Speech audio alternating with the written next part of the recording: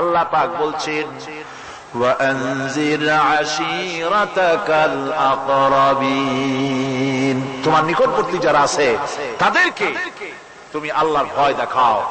নামাজের জন্য তাদেরকে বলো আল্লাহর ভয় তাদের অন্তঃকরণের মধ্যে সৃষ্টি করে দাও। আর এই নামাজ পড়তে হবে জামাতের সাথে। নামাজ পড়তে হবে কিছুর সাথে? জামাতের সাথে। রাসূল করিম সাল্লাল্লাহু আলাইহি ওয়াসাল্লাম বলছেন, হুজুরের কাছে আল্লাহর নবীর কাছে হযরতে আবু হুরায়রা রাদিয়াল্লাহু তাআলা আনহু হাদিসটি বর্ণনা করেছেন। হুজুরের কাছে একজন অন্ধ লোক এলো। সেই অন্ধ লোক এসে বললেন, হুজুর আমি তো চোখে দেখি না, জামাতের যে গুরুত্বের কথা আপনি বললেন, আমাকে কি রুখসত দেওয়া যায় নাকি? আমি অনেক সময় সাথী সঙ্গী পাই না, আমাকে কি রুখসত দেওয়া যায় নাকি?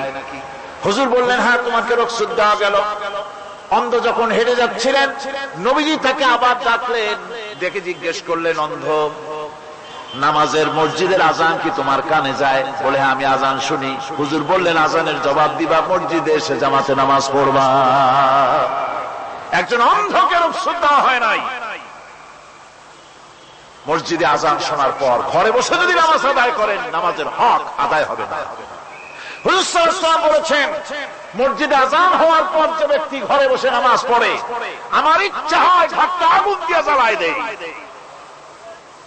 কে বলতেছেন? রাহমাতুল লিল আলামিন, রাহমাতুল লিল আলামিন বলতেছেন। ঘরের মধ্যে যদি মেয়ে লোক আর বাচ্চারা যদি না থাকতো, তাহলে আমার ইচ্ছা হয় আমি বলি আগুন দিয়ে ঘরটারে জ্বালায় দাও। এই ঘরের মহব্বতেই তো সে বাইর হয় না।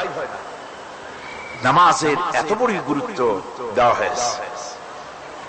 আমার বন্ধুগণ, এই নামাজের জামাতি আল্লাহর নবী জীবনের শেষ নামাজ জামাতে আদায় করেছেন। জীবনের শেষ নামাজটাও জামাতে আদায় করলেন। তখন তার এমন অবস্থা, এত অসুস্থ, দাঁড়াতে পারেন না, হাঁটতে পারেন না।